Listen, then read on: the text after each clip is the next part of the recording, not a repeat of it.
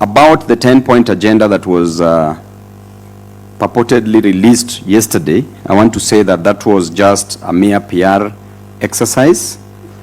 Everything that was released yesterday was all gibberish. It was all balderdash. It was neither important nor detailed.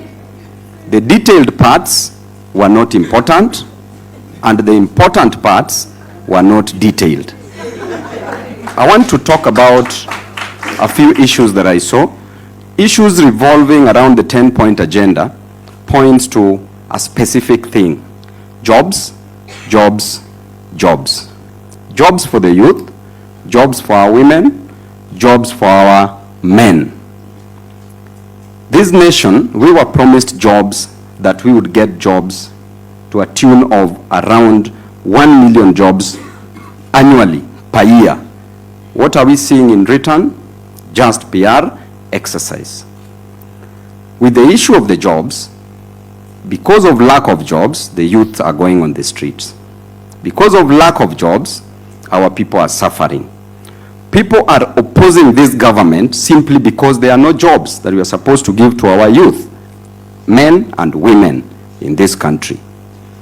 We look at the important things that must be done by this government to create jobs, and they haven't considered any of them.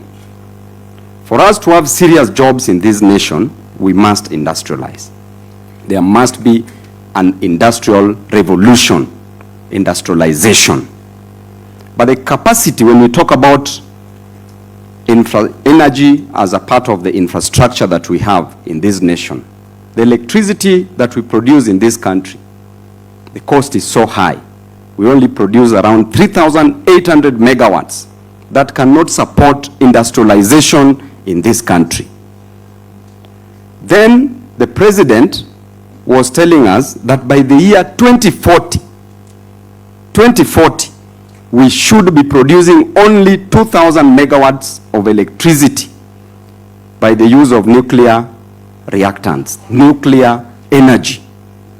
Meanwhile, our neighbor here in Ethiopia, in 2025, launched the Grand Ethiopia Renaissance Dam. That dam alone is producing 5,150 megawatts of electricity. Kenya itself is importing 400 megawatts of electricity from Ethiopia. That dam contains 74 billion cubic meters, the capacity, and was constructed at a cost of only 4.8 billion US dollars.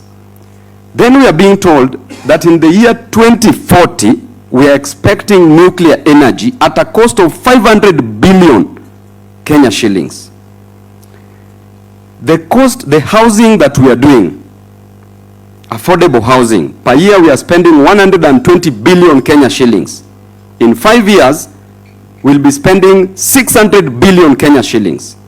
Meanwhile, affordable housing is a private good, and the role of a government is not to participate in provision of private goods, but to facilitate consumption of merit goods like education and health, and also provide public goods like roads.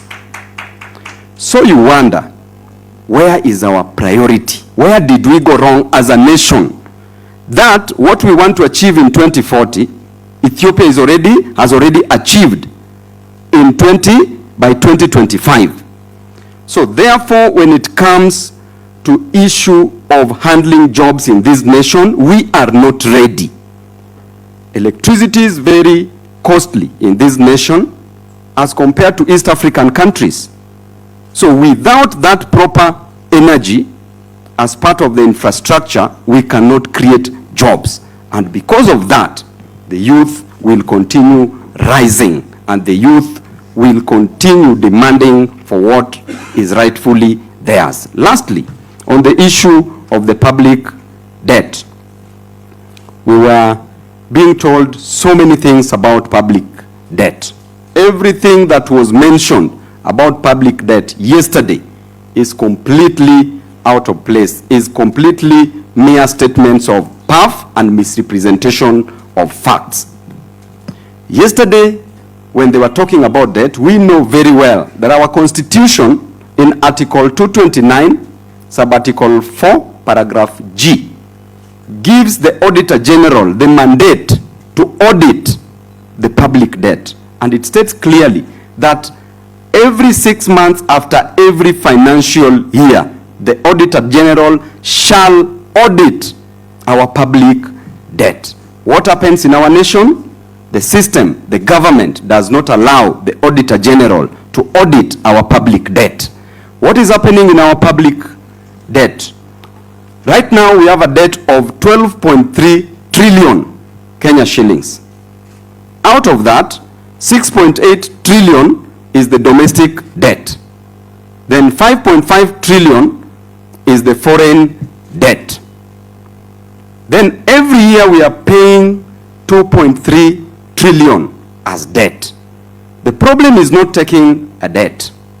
We all know all this from the economists who are here, that a debt is not a problem, but what you do with that debt is what is the problem. We borrow money for personal consumption. We borrow money for recurrent expenditure. We borrow money to loot as a nation. And the moment you loot that money, that debt becomes unproductive debt. The debt that we have is not productive. And therefore, we are not even creating jobs, because the moment we make the debt be productive, then we shall be creating jobs with that debt. A child born today in 2026 is born with a debt of 200,000 Kenya shillings, approximately. Therefore, where are we headed as a nation? Because we are still going to borrow more money just to waste. And therefore, my scorecard on a scale of 0 to 10, I want to say that the government has scored -1. Thank you. Thank you, Honorable Babu. Honorable Undo. And me, what I can just say in a word, that the report yesterday was a call to action. It was a call to action. It was a call to action. It was a call to action.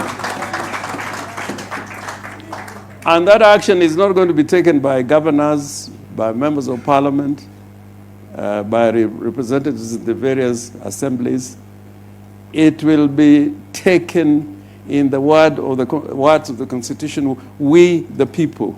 That is why the Kenyan Constitution talks about sovereignty is vested on the people of Kenya. And I can tell you, the hour has come.